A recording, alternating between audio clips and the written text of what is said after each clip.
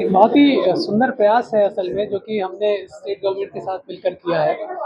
और हमारा जो मुख्य ध्येय है इस प्रयास के ज़रिए वह ये है कि हम अ, इस समाज के जितने भी अलग-अलग वर्ग हैं उन सबको हम इंक्लूजन, जिसको कि सरकार ने नाम दिया है, कि हम सबको जो है एक प्लेटफ़ॉर्म पे लेके आएँ और सबको आत्मनिर्भर बनाएँ। तो ये उसी परिप्रेक्ष्य में हमने इस ट्रेनिंग का एक हमने आयोजन किया है।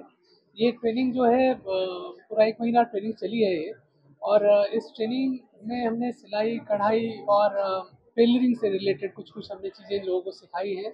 और हम उम्मीद करते हैं कि इनमें से कुछ लोग भी अगर हम उन्हें आत्मनिर्भर बना पाएँ, तो ये एक हमारी बहुत बड़ी उपलब्धि होगी, ये सरकार की बहुत बड़ी उपलब्धि होगी।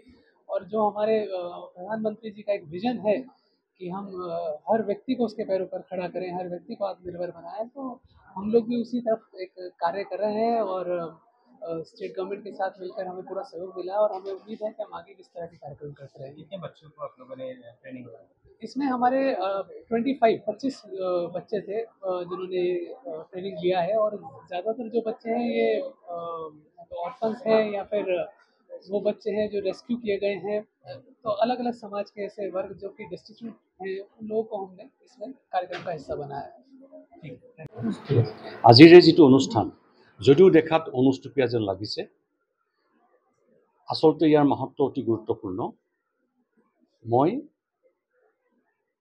চেয়াৰপাৰ্চন হিচাপে জইন কৰাৰ পিছত ইয়ালৈ এই ৰাজ্যিক নাৰী আৱাস গৃহটো যেতিয়া ইয়ালৈ পৰিদৰ্শন কৰিবলৈ আহিছিলোঁ, তাতে অনুভৱ কৰিছিলোঁ, মোৰ মেম্বাৰ নীলঞ্জনা তালুকদাৰেও কৈছিলে আৰু ইয়াৰ ছুপাৰিনটেণ্ডেণ্টৰ লগতো কথা পাতিলোঁ, দিহিঙীয়া বাইদেউ, কথা পাতি পেলাই আমি দেখিলোঁ যে আমি যদি এই ইয়াত থকা নাৰীসকলৰ কাৰণে কিবা এটা ট্ৰেইনিঙৰ ব্যৱস্থা কৰিব পাৰোঁ, তেতিয়াহ'লে তেওঁলোকে যদি স্বাৱলম্বী হয়, আমাৰ মাননীয় প্ৰধানমন্ত্ৰী ডক্টৰ হিমন্ত বিশ্ব শৰ্মাদেৱৰ সপোন সাৰ্থক হোৱাত অকণমান হ'লেও কিবা এটা সহায় হ'ব।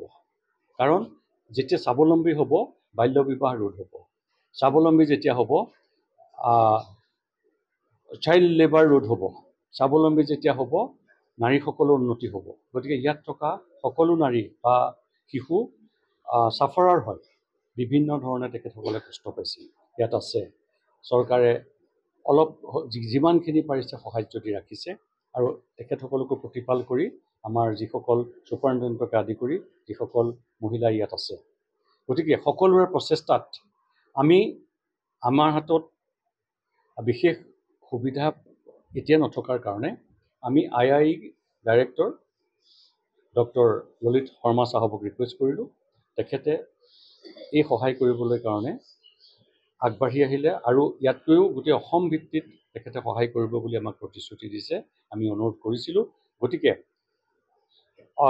শিশু কাৰণে Assam state commission for protection of child ৰাইটৰ উদ্যোগত এইটো প্ৰথম প্ৰচেষ্টা আৰু আমি আৰু কৰি যাম বুলি আমি প্ৰতিশ্ৰুতিবদ্ধ।